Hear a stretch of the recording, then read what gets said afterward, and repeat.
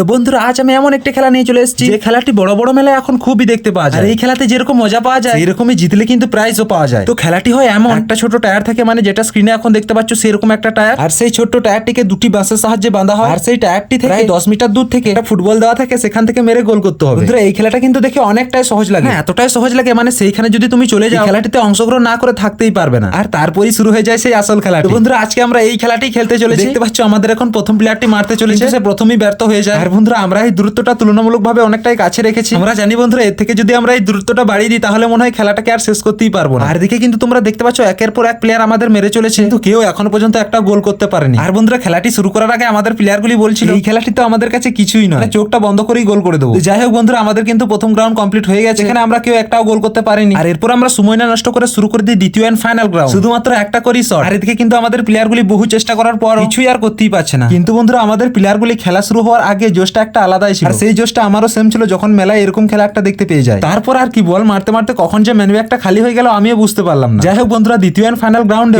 আমাদের প্লেয়ারগুলি গোল করতে পারলো না, শুধুমাত্র আমি ছাড়া। আর উইনার তো হয়ে গেলাম কিন্তু প্রাইজটা আর কিছু পেলামই না।